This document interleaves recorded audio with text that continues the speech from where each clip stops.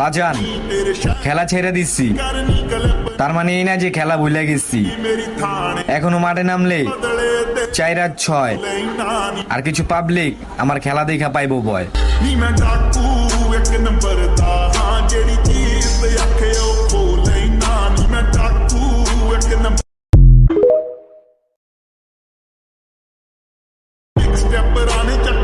বাজান খেলা ছেড়ে দিচ্ছি, তার মানে এই না যে খেলা ভুলে গেছি।